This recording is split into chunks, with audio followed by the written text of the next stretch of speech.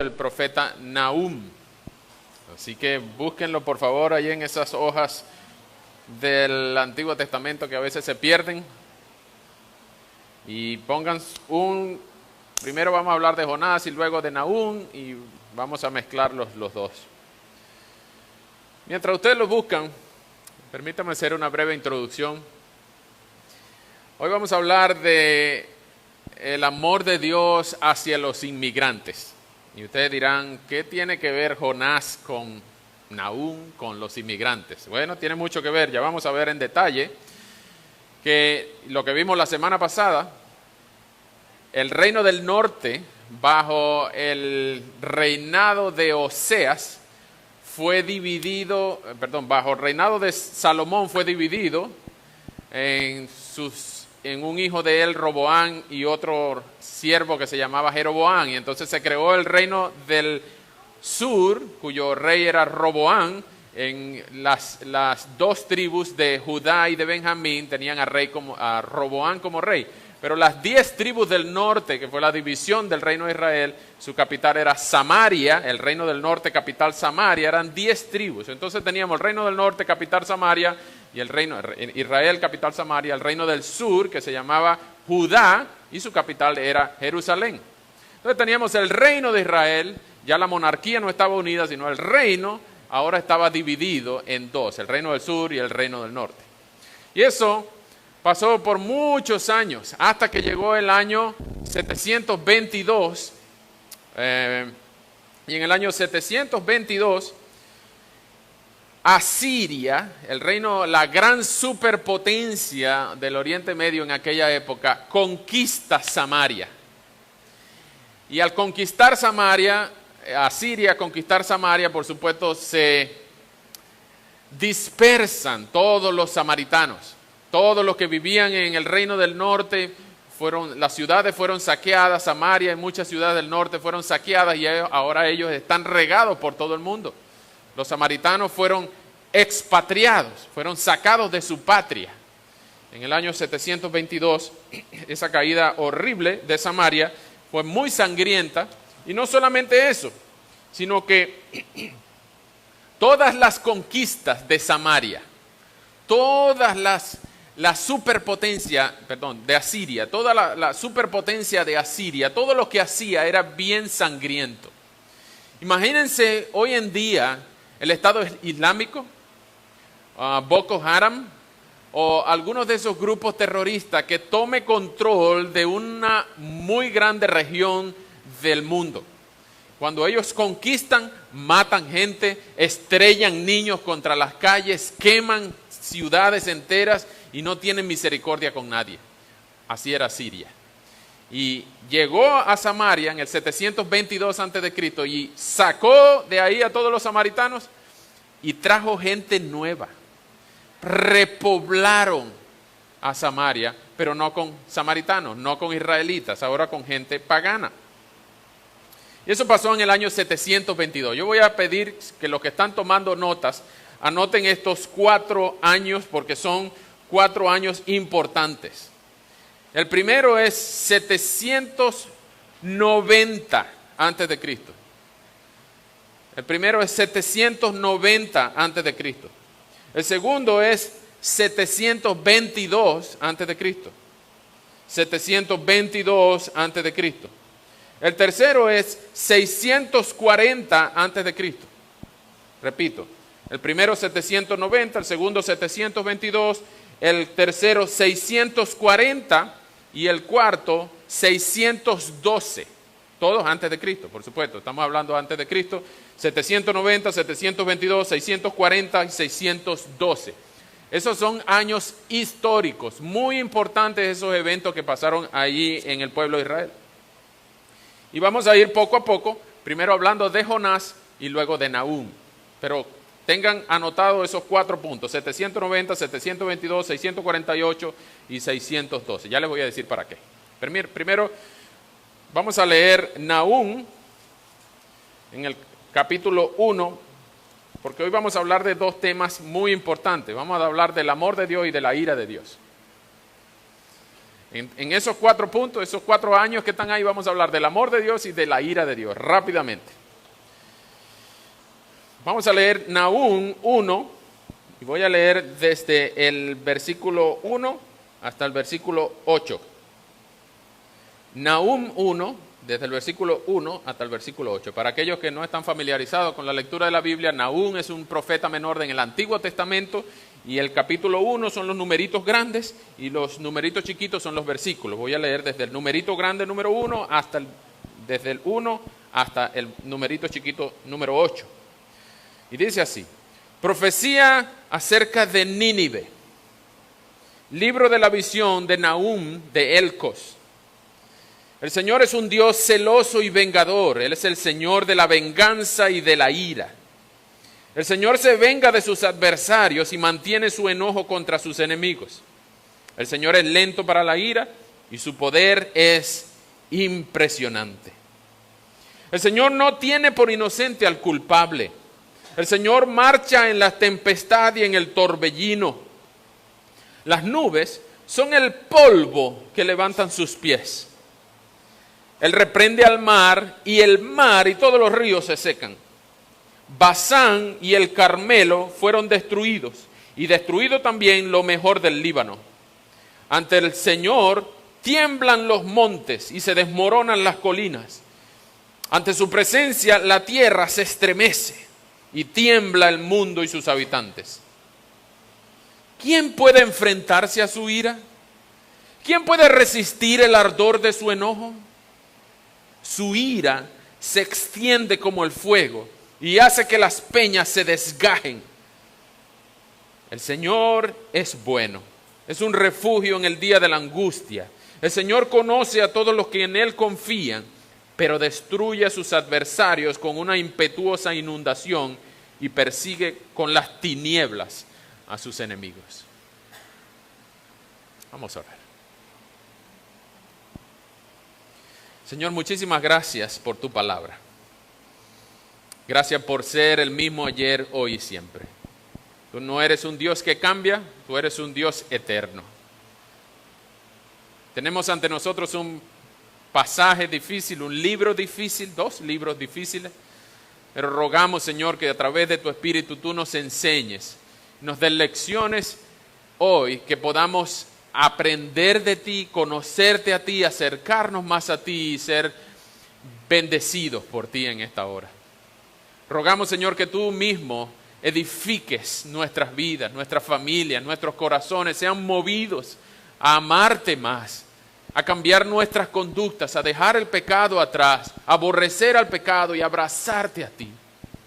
Señor, es nuestra oración, que tu nombre sea exaltado en esta hora, que cada pecador aquí presente pueda reflexionar en su andar para abrazar la cruz, abrazarte a ti, perseguirte a ti, buscarte con todo su ser. Y al mismo tiempo, Señor, rogamos que seamos edificados a la luz de tu palabra. Transforma cada vez más, Señor, nuestras vidas al carácter, a la semejanza de nuestro Señor Jesucristo, por cuyos méritos oramos y damos gracias. Amén. Bien. Empecé diciéndoles que Asiria conquistó Samaria en el 722 a.C.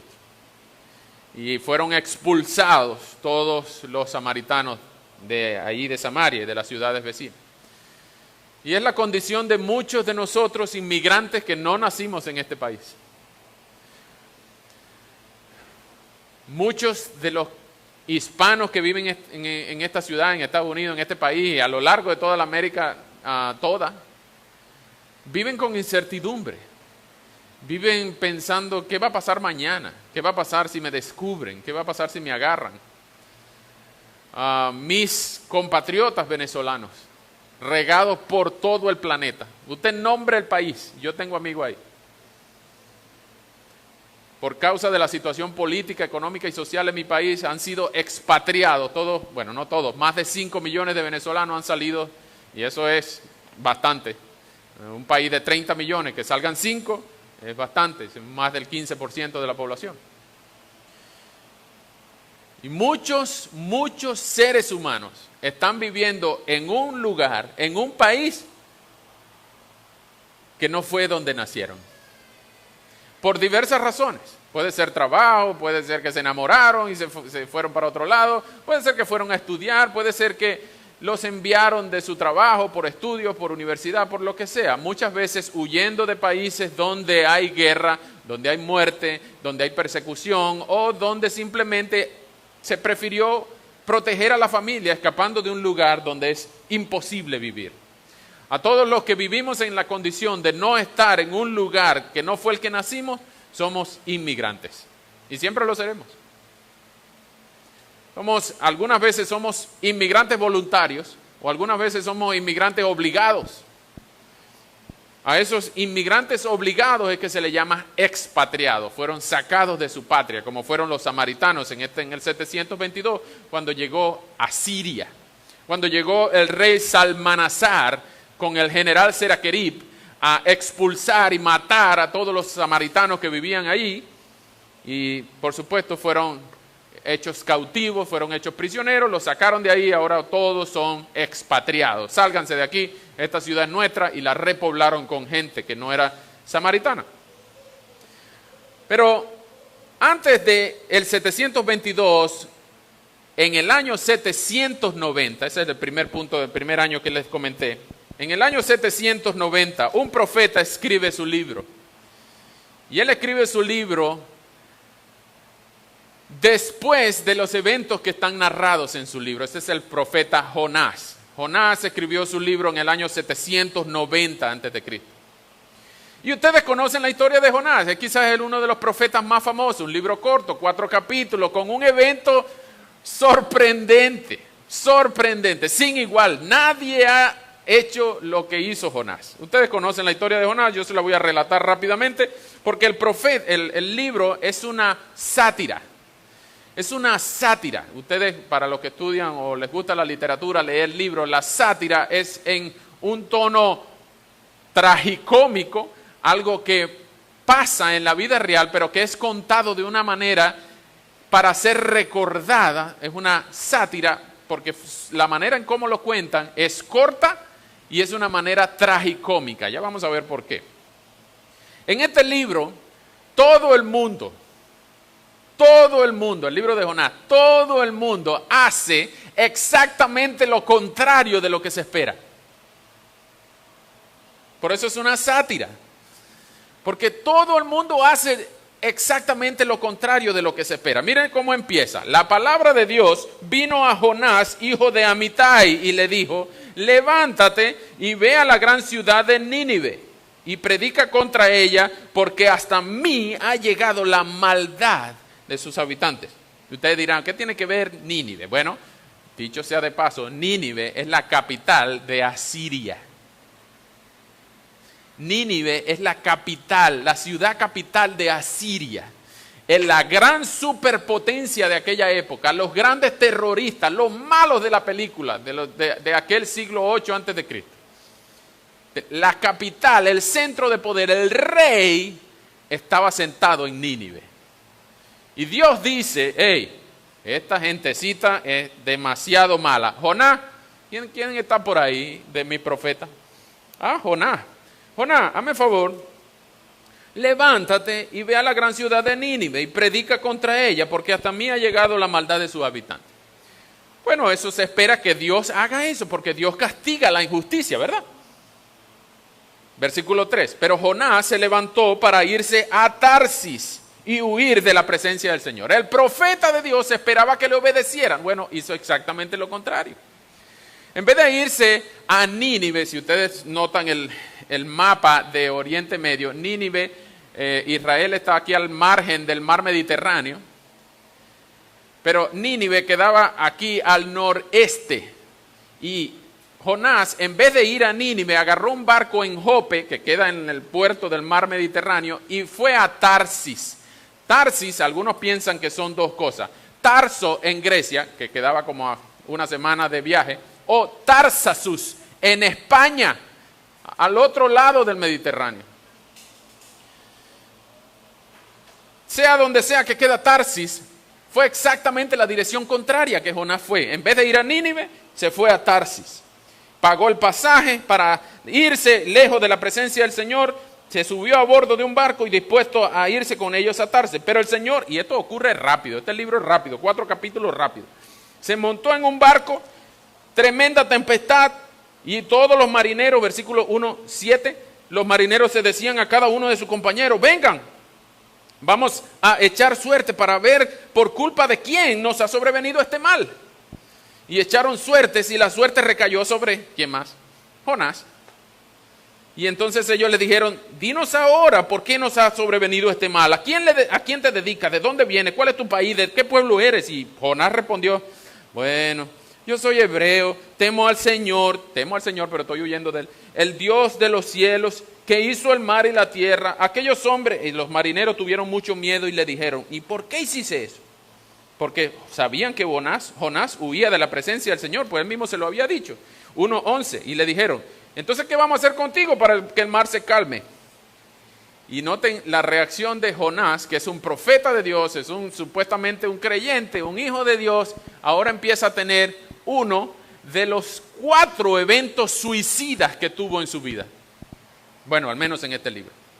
Él dijo en el versículo 12 del capítulo 1, Jonás respondió: pues agárrenme y échenme al mar, y el mar se calmará. Yo sé bien que por mi culpa les ha sobrevenido esta gran tempestad. Y así pasó. Los demás marineros agarraron ese Jonás, lo zumbaron por la borda y el mar se aquietó.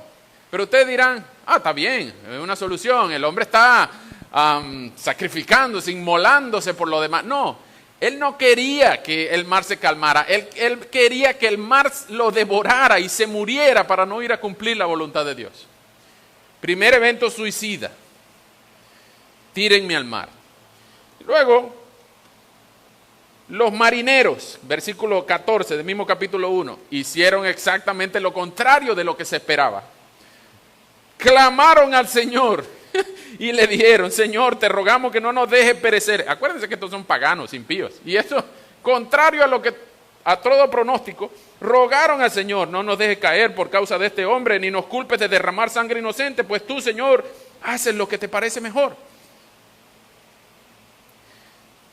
Miren lo que dice el versículo 16. Aquellos hombres sintieron gran temor del Señor y le ofrecieron un sacrificio y le hicieron votos.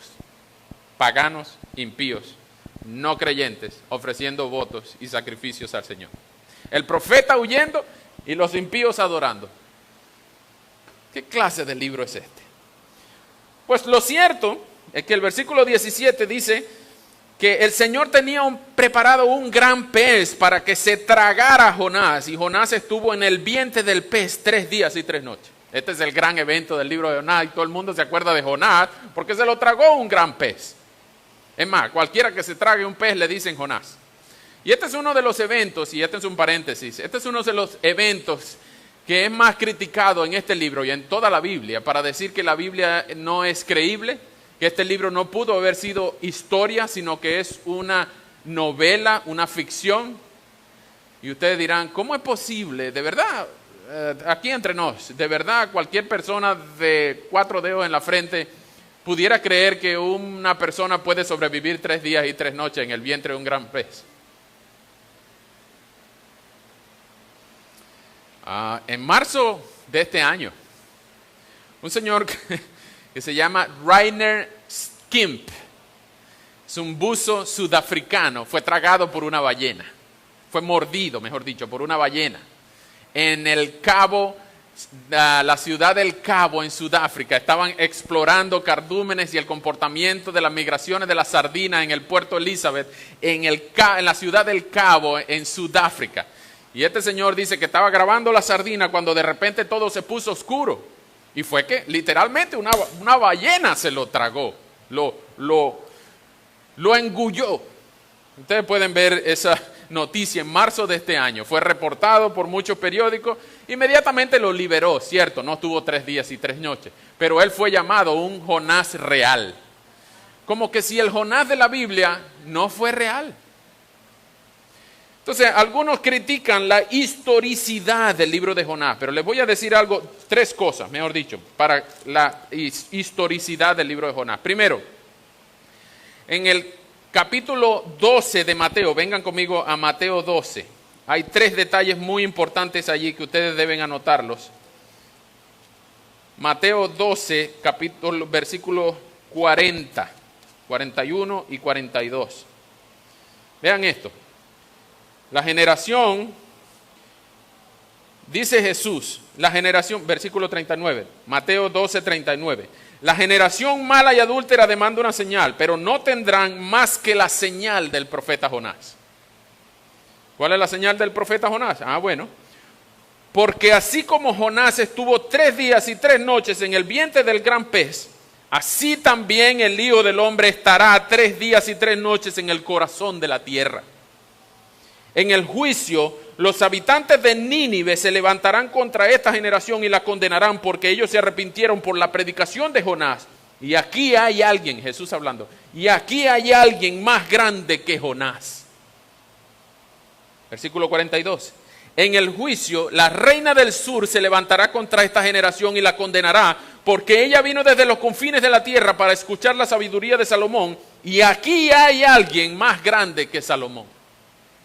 Es decir, los 3 detalles que hay en Mateo 12, 39 al 42, que le agregan historicidad y credibilidad al libro de Jonás, es que primero Jesús lo citó. Cuando Jesús cita a Jonás, le está dando credibilidad histórica que el evento de Jonás ciertamente pasó. Segundo, el evento histórico de Jonás, el libro histórico de Jonás es creíble porque así como Jesús cita a Jonás, también cita a la reina del sur, que es la reina de Sabá, que fue a visitar a Salomón. Cuando hablamos de Primera de Reyes, vimos que había un personaje histórico de quien nadie duda de su historicidad y de su existencia. Y Jesús cita a la reina de Sabá, la reina del sur, junto a Jonás. Por lo tanto, el libro de Jonás tiene credibilidad histórica porque Jesús lo cita y porque Jesús lo cita al lado de otro personaje histórico de quien no tenemos duda de que sí existió. Y lo tercero es que la historicidad de Jonás no tiene que ver con el evento de la ballena, sino del pez grande. Sino que el pez grande y los 3 días y las 3 noches es una simple alusión a lo que iba a pasar con Jesús 800 años después, porque así como dice dice Jesús en Mateo 12, 40, que así como Jonás estuvo en el vientre 3 días y 3 noches, así el Hijo del Hombre, es decir, él, Jesús, iba a pasar 3 días y 3 noches en el corazón de la tierra muerto. Es decir, que el libro de Jonás no tiene duda de su historicidad, de su credibilidad y de su concordancia con el resto de la narrativa histórica bíblica. ¿Qué pasó después? Bueno, este gran pez, dirigido por la voluntad de Dios, vomitó a este profeta. No sabemos si fue porque le cayó mal en el estómago, no sabemos qué, pero fue que este gran pez vomitó al profeta, no en Tarsis, donde él quería ir, sino en Nínive, donde Dios quería que predicara. Bueno, y así Jonás, antes de ser vomitado, ora aquella famosa oración en el vientre del pez, en el capítulo 2 del libro, una oración muy bonita que les recomiendo que lean, y cuyo punto clímax es el versículo 9. Jonás, capítulo 2, versículo 9. Jonás en la barriga del gran pez concluye diciendo: yo con voz de alabanza te ofreceré sacrificios y cumpliré mis promesas. La salvación es tuya, Señor. Entonces nosotros tenemos que concluir como Jonás que no hay nada que nosotros podamos hacer para salvarnos del vientre del gran pez, de la muerte. Nosotros no podemos hacer nada, sino que la salvación es de Dios. Y eso se corrobora por lo que dice el versículo siguiente, 2:10.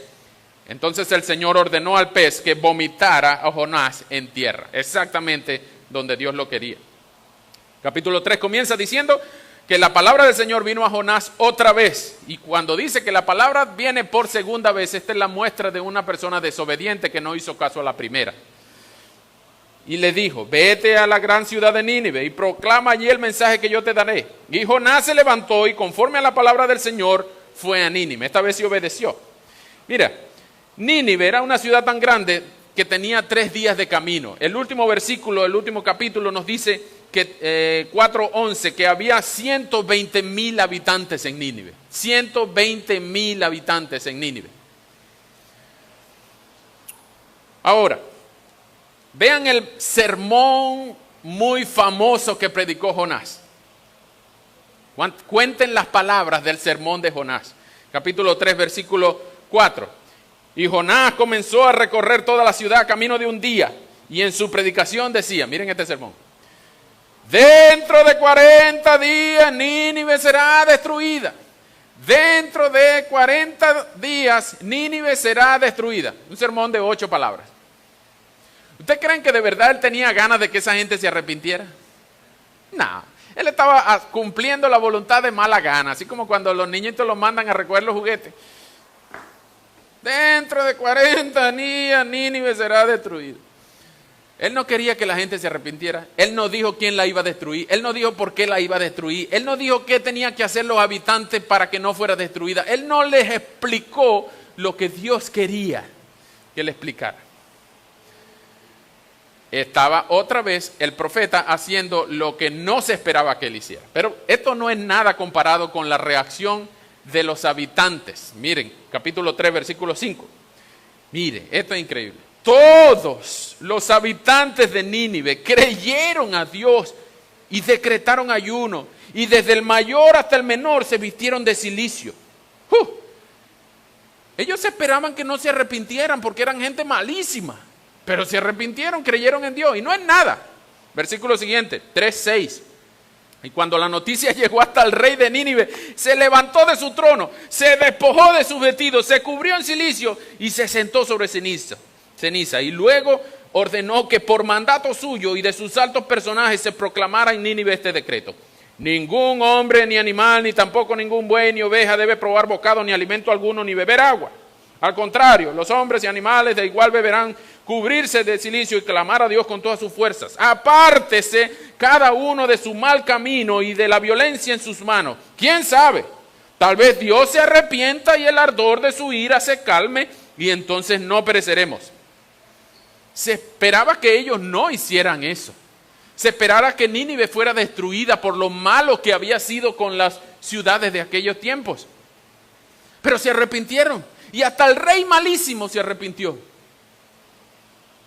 Y al ver Dios, 3:10, y al ver Dios lo que hicieron, y que se habían apartado de su mal camino, resalten ese versículo, se habían apartado de su mal camino, también él se arrepintió de hacerles el daño que les había anunciado y desistió de hacerlo.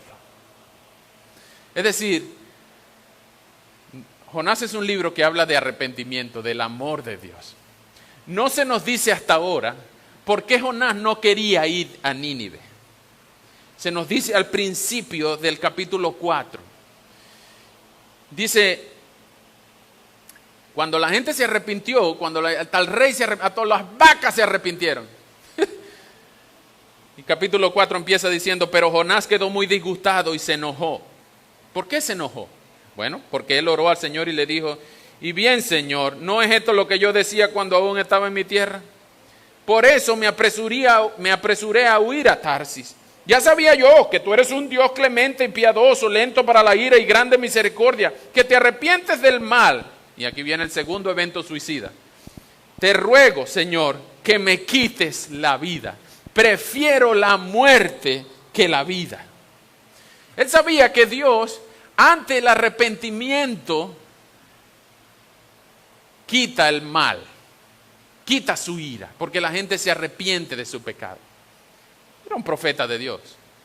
Y él sabía que cuando la gente se arrepiente, Dios no los castiga. ¿Qué nos enseña eso a nosotros hoy? Que el amor de Dios es tan grande, que Dios tiene amor más grande que su ira. La ira de Dios no es nada comparada con el amor de Dios. Después hay una ilustración bien bonita de una matica, de un arbolito, una calabacera, que Jonás se acostó en una encina para ver cuándo iba por fin a destruirse Nínive, porque Dios la iba a destruir, y entonces Dios le hizo una sombra con una calabacera. Después Jonás estaba bien fresco, pero Dios le secó la calabacera y Jonás se puso muy bravo. El tercer evento que dice suicida en el 4:8, dice: mejor me sería morir que seguir viviendo. Y en el versículo siguiente también dice: hasta quisiera morirme. Este es un profeta con instintos suicidas. Él quería morirse en vez de estar sirviendo a Dios. Pero vean el final del libro. Dios le dice en el 4:11: ¿no habría de tener yo piedad de Nínive, esa gran ciudad con más de 120,000 habitantes, que no saben distinguir cuál es su mano derecha y cuál es su mano izquierda, y donde hay muchos animales? Eso de distinguir de la mano izquierda y la mano derecha habla de la incapacidad de una persona de ser salvada por méritos propios. Una persona no puede salvarse sino clamando a Dios. Dios es el que tiene misericordia de Nínive, aquella ciudad sanguinaria, aquel reino sanguinario que se arrepiente y Dios no la destruye. Es un libro bien bonito que habla del amor de Dios a pesar del profeta flojo y suicida que era Jonás. Y eso pasó en el 790 a.C. Pues en el 722 cae Samaria ante Asiria. Los ninivitas ocupan Samaria y hacen desastre. Aparentemente, otro rey que ya no era Salmanasar, ocupa Samaria bajo el mando de Oseas, el rey de Israel. Y 100 años después que Jonás escribió su libro, Nínive se arrepintió de haberse arrepentido. Ya Nínive no era la ciudad arrepentida que Dios perdonó, sino que ahora volvió a ser más mala y peor. Y el rey era más sanguinario, un rey que se llamó Asurbanipal. Ese rey asirio, Asurbanipal, fue el último gran rey asirio. Y él tuvo 2 hijos. Ese hijo, uno que se llamó Ashurubalit y otro que se llamó Sinshar Iskun. Hasta los nombres son enredados. Vamos a decirle el hijo mayor y el hijo menor. Y ellos empezaron a pelear por el reino. Pero mientras tanto, un fulano Nabupolázar surge en Babilonia. Nahum escribe su libro en el 640 a.C. Ese es el tercer número que tienen ahí, el tercer año, el evento histórico. 100 años después de que Jonás escribe, Nínive se arrepiente de haberse arrepentido. Y viene Nahum en Judá, en el reino del sur, y escribe, porque ya aquella gente estaba expatriada. Ya después del 722, todos los samaritanos estaban expatriados. Ya nadie vivía ahí. Los que vivían en Samaria, nadie era samaritano. Y todos los israelitas estaban expatriados, estaban de inmigrantes en otros lados. Pero Dios muestra su amor, así como mostró su amor con Nínive porque se arrepintió, muestra su amor con los expatriados, enviándole un mensaje de consuelo a través del profeta Nahum. Vean lo que escribe Nahum. Nahum no escribe un libro de amor y de corintellado y de cositas bonitas como Jonás. No hay eventos sorpresivos en el libro de Nahum. No hay gran pez. Lo que el libro de Nahum relata es la ira terrible de Dios contra sus enemigos. Muchas personas piensan que Dios es un Dios de amor, que como Dios, un Dios de amor, va a enviar gente al infierno, que como un Dios de amor puede tener ira. No, Dios no es un Dios de ira. Invítenlo a leer junto al libro de Nahum. Y el libro de Nahum, escrito en el 640, lo que predice a la gente de Judá, que recuerden que Judá es la línea que preserva el linaje del rey David, las promesas a Abraham, Isaac y Jacob, y todo el linaje de David es preservado en el reino de Judá. Nahum, ya el reino de Israel, el norte desaparecido, en expatriados todos, Nahum le dice a la gente de Judá: tranquilos, Nínive, los conquistadores, los que conquistaron Samaria, Nínive va a caer. Y esta vez no hay Jonás, no hay gran pez, no hay arrepentimiento que valga. Y Nahum empieza diciendo exactamente la conclusión de Jonás, por lo cual Jonás no quería ir a predicar a Nínive. Yo sé que tú eres un Dios celoso y vengador, que tú eres el Señor de la venganza y la ira, el Señor que se venga de sus adversarios y mantiene su enojo contra sus enemigos. Tú eres lento para la ira y su poder es impresionante. Tú no tienes por inocente al culpable. Y esas son palabras de Éxodo, son palabras de Isaías y son palabras de muchos salmos. 8 veces en la Biblia, 8 veces aparece la frase: el Señor es lento para la ira y grande en misericordia. Y Nahum describe en el 640 lo que efectivamente pasa, la gran batalla histórica de la caída de Nínive en el 612 a.C. La gran superpotencia asiria cae derrotada ante los babilonios. Nabopolassar invade Nínive y acaba con Asiria de manera definitiva. No existe conocimiento de asirios después del 612 con la batalla de Nínive. Nabopolassar acabó con Asiria, con Nínive y con todos los asirios. Usted lee la historia de la batalla de Nínive, una cosa impresionante, impresionante. Nínive era una ciudad amurallada, tenía 15 puertas reforzadas. Pero la batalla entre los dos hijos, entre Ashurbanipal y Sinshar-Ishkun, los hijos de Asurbanipal, era tan terrible en Nínive por el trono que ellos descuidaron la puerta del río, la gran puerta del río. Y noten lo que dice Nahum en estos versículos que les voy a leer rápidamente. 1, 7 y 8. El Señor es bueno, es un refugio en el día de la angustia. El Señor conoce a los que en Él confían, pero destruye a sus adversarios con una impetuosa inundación y persigue con las tinieblas a sus enemigos. La puerta que ellos descuidaron fue la puerta del río. Miren lo que dice en 2:6. Se abren las compuertas de los ríos y las aguas inundan el palacio. 2:8. La gente en Nínive parece una represa cuyas aguas se han desbordado. Es decir, lo que Nahum está diciendo es la profecía de la destrucción de Nínive. Y ya aquí no hay arrepentimiento, esto no es una sátira, todo el mundo hace lo que se espera que hagan. Nínive es conquistada. Y coincide exactamente con las profecías de Isaías en el capítulo 52, la destrucción de Asiria. Porque en Judá estaba reinando Ezequías, y en Ezequías es famoso por aquel capítulo 38 en Isaías. Ahora, vean lo que dicen de este Nabopolassar, que es llamado en los anales de la historia el destructor. Nabopolassar, él reinó en Babilonia entre el 626 y entre el 615. Pero noten, en los anales de la historia, él es conocido como el destructor, el más sanguinario de los reyes de Babilonia. Nabopolassar es el papá de Nabucodonosor, que vamos a ver en la semana siguiente, es el libro de Daniel. Ya no están en el reino del sur ni en el reino del norte, sino que están exiliados. Todos los judíos y samaritanos están exiliados, y Daniel es uno de ellos, y Daniel sirve en la corte de Nabucodonosor. Nabucodonosor es el hijo de Nabopolassar, que es el conquistador de Asiria, el destructor, lo llaman el destructor. Vean lo que dice 1, 15 y 16. Perdón, 1, 15 y 2, 1. Y ustedes van a notar familiares estos versículos. 1, 15 y 2, 1.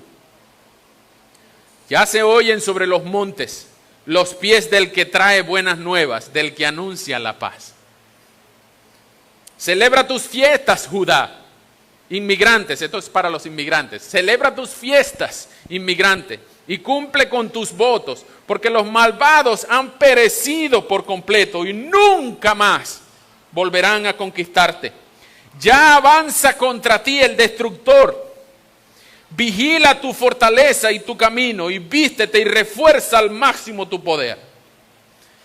Hermano, lo que Nahum enseña a través de la ira terrible de Dios es que Dios cuida a los inmigrantes que son sus hijos en donde quiera que estén.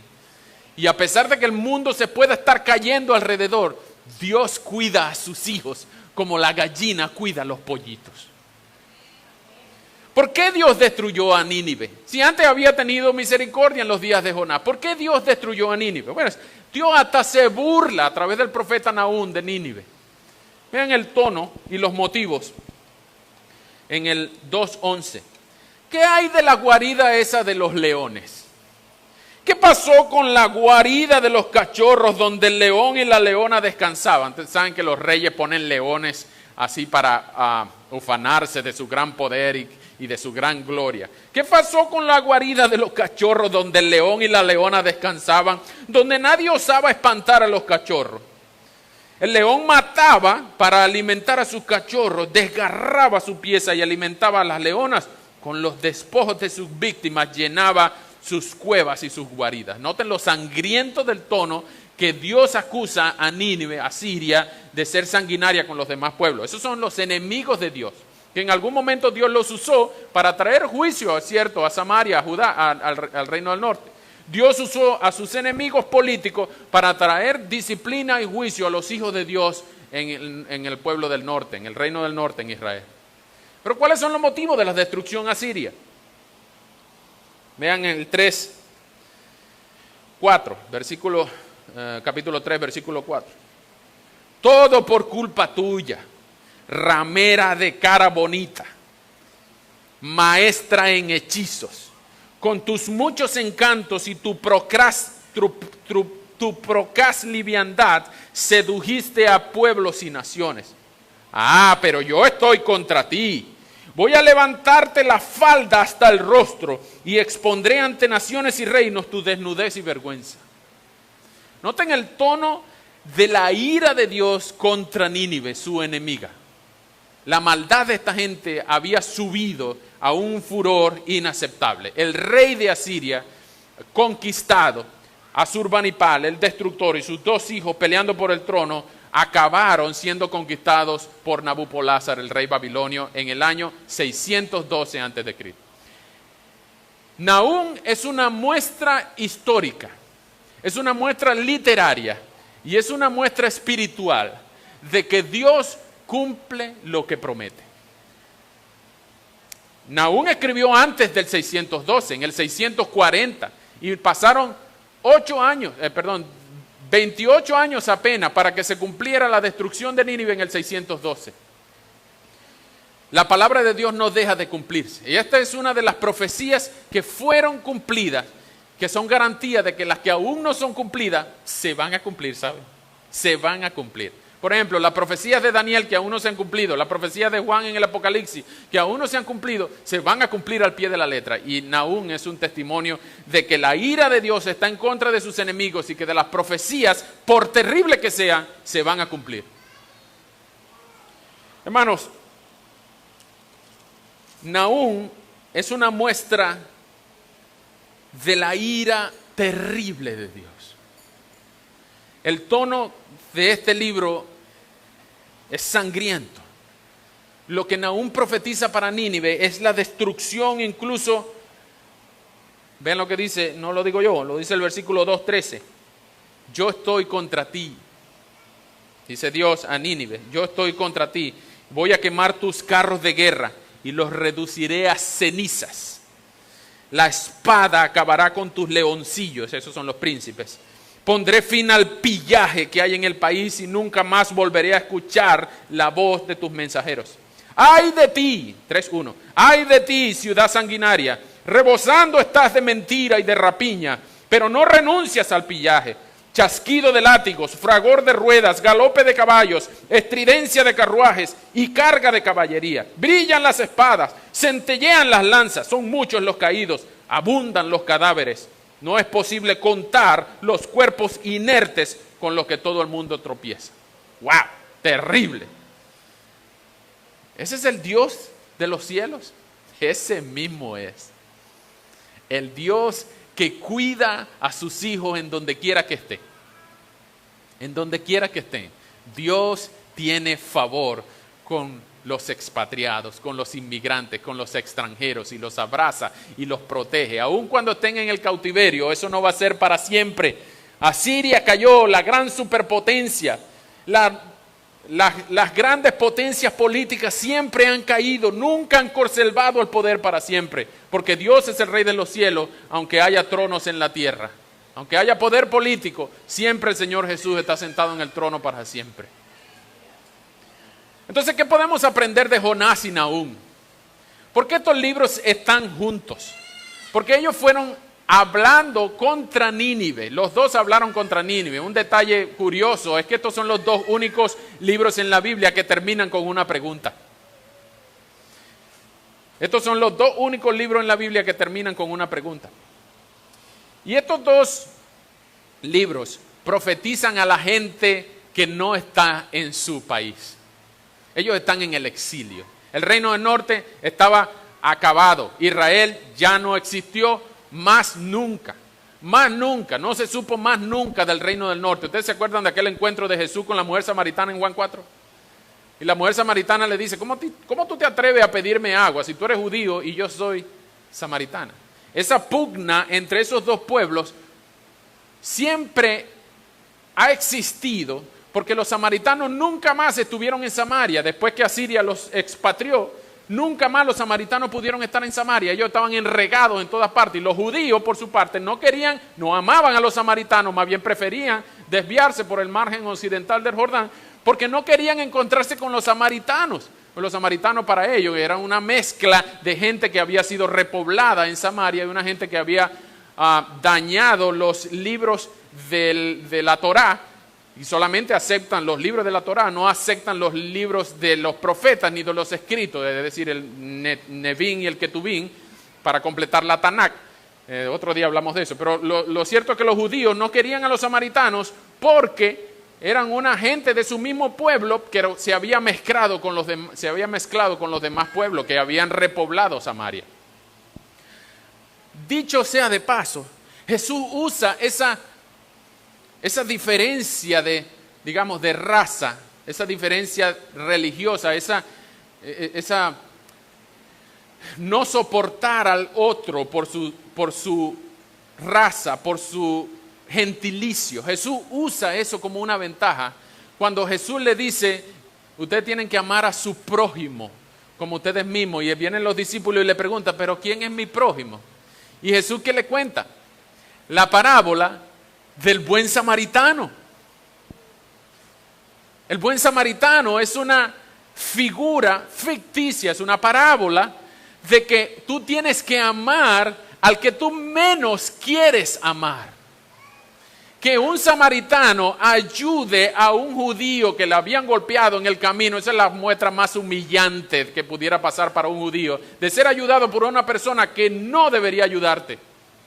Pero Jesús usa eso como una ventaja didáctica para enseñarle quién es tu prójimo, el que necesita de ti. Ámalo.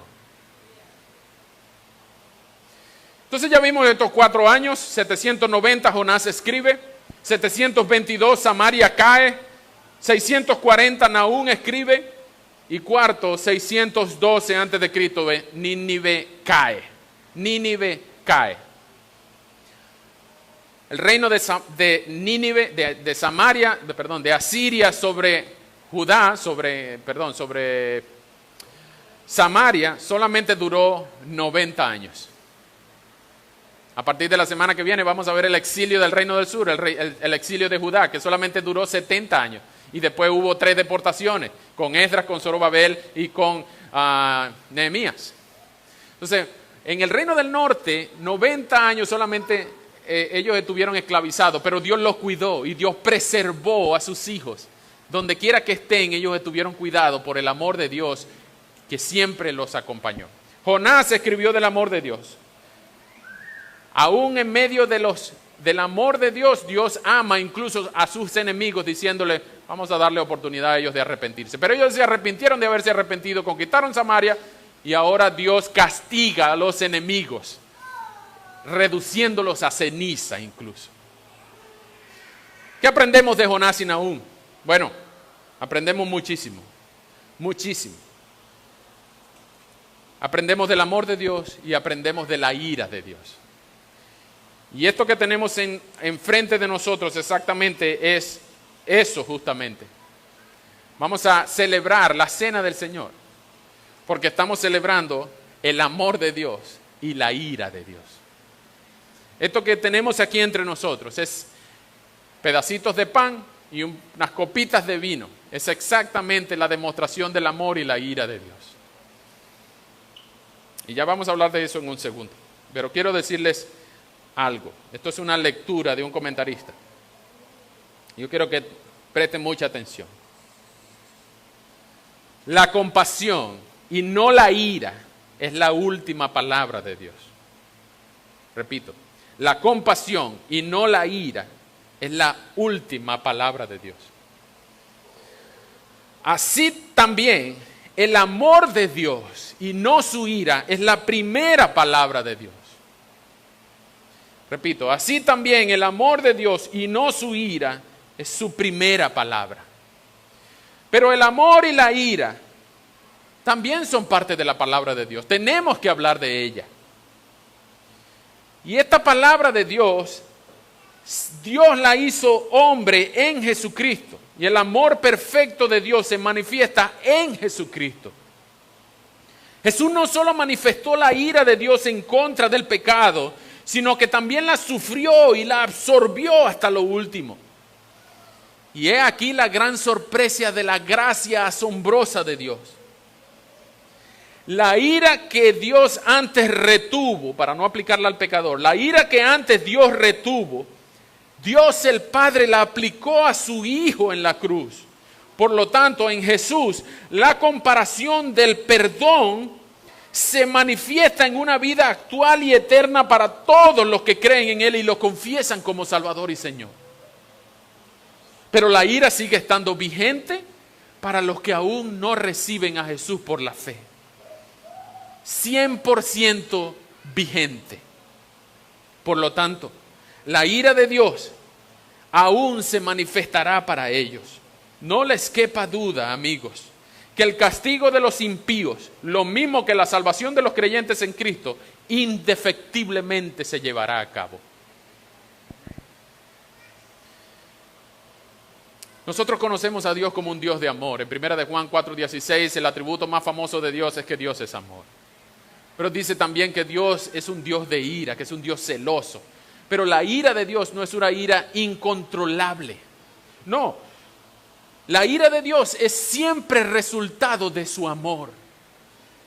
¿Ustedes han pensado alguna vez que la ira puede ser resultado de su amor? Mire, cuando alguien golpea en la calle a cualquier otro, usted, se incomoda, se pone triste.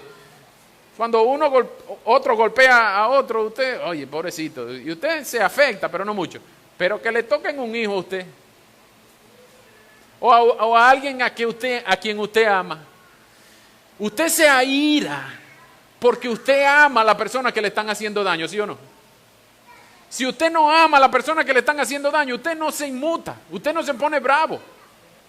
Pero Dios, el Dios del amor excelso, se aira de una manera suprema cuando a uno de sus hijos le están haciendo daño. Entonces, la ira de Dios es siempre resultado de su amor. La ira de Dios es siempre controlada por su santidad. No es como nosotros que nos airamos y nos salimos de control. No, la ira de Dios es controlada por su santidad. La ira de Dios es siempre limitada por su voluntad. Dios no va a airarse por algo que no va a acometer su voluntad. No, Él ejecuta su voluntad. La ira de Dios es siempre limitada por su voluntad. La ira de Dios es siempre precedida por su amor y sucedida por su gracia. La ira de Dios nunca es la palabra final. La ira de Dios es siempre precedida por la iniciativa, por el amor, y siempre es sucedida, es terminada con la gracia y la misericordia de Dios. Por lo tanto, para concluir, hay dos enemigos conocidos de Dios. Uno, éramos tú y yo. Si nosotros no estamos en Cristo, si Cristo no murió por mí, si Cristo no quitó tus pecados en la cruz, pues tú mismo vas a pagar tus pecados en el infierno. Porque todos los pecados van a ser juzgados, van a ser condenados. Todo pecado va a ser cobrado o en la cruz o en el infierno. Pues si Cristo murió por ti, tú no eres contado como un enemigo de Dios. Dice Romanos que no hay condenación, no hay ni un poquito de condenación para los que están en Cristo Jesús. Ya no somos enemigos, ahora somos amigos de Dios. Nosotros éramos enemigos de Dios. Si tú no has abrazado la cruz, si tú no has amado a Cristo, si Cristo no murió por ti, si tú no has pedido perdón por tus pecados, si tú no te has entregado tu vida, si tú no has abrazado la fe de Jesucristo, tú todavía eres contado como un enemigo de Dios. Y si tú me estás escuchando, recibe mis palabras como una palabra de advertencia. Horrenda cosa es caer en las manos del Dios vivo. No juegues con el pecado. No dilates más abrazar a Cristo, buscar a Cristo en arrepentimiento y fe. Ven a Él. Si te sirven mis palabras es un ruego, porque tu alma está corriendo peligro de muerte eterna si Jesús no es tu sustituto. No te mantengas más en el rol de un enemigo de Dios, porque así como Nahum escribió, la ira terrible de Dios todavía está en contra de los enemigos de Dios. Mucha gente le gusta citar Juan 3:16 diciendo, pero ¿cómo? Si Dios amó tanto al mundo para que todos los que en Él creen no se pierdan, sino que tengan vida eterna. Sí, pero debes seguir leyendo. Lee un poquito más adelante, lee 20 versículos más adelante. Juan 3:36 dice que el que cree en el Hijo ya tiene vida eterna. Pero el que no cree en el Hijo, la ira de Dios, que habló Nahum, la ira de Dios permanece sobre él. Por favor, si tú estás entendiendo esta advertencia, líbrate de la ira de Dios. Abraza a Cristo, ven a Cristo en arrepentimiento y fe. Y ya no tendrás que temer la ira de Dios, sino a amar al Dios que te salvó y murió por ti. Ese es el primer enemigo de Dios. Tú y yo éramos contados como enemigos de Dios, pero en Cristo ya no somos enemigos de Dios. Los que estamos en Cristo estamos seguros. Los que no estamos en Cristo están corriendo un terrible peligro de enfrentar la ira de Dios por sí mismos. El segundo enemigo era Satanás, el enemigo acérrimo de Dios. Y algunas personas dirán, ¿qué pasaría si Jonás le hubiera predicado a Satanás y Satanás se hubiera arrepentido? Bueno, hay una diferencia. Satanás ya ha sido condenado. Por algo que pasó antes de la creación del mundo, Satanás ya ha sido condenado. Él no está esperando juicio, no está esperando condena, él no está expatriado, él ya ha sido condenado. Y ha sido condenado como para por toda la eternidad sufrir un estado de conciencia eterna en el infierno, donde el gusano no se muere ni la llama se apaga. No es que el alma se aniquila ¡pum!, cuando llega al infierno, no, es sufrimiento eterno, conciencia eterna por toda la eternidad. Nada comparado con los sufrimientos del tiempo presente. Pero Satanás es el enemigo acérrimo de Dios. Y yo quiero que ustedes vengan conmigo a ver qué fue lo que pasó con él en Colosenses. En Colosenses 2, ustedes van a ver qué fue lo que pasó con él.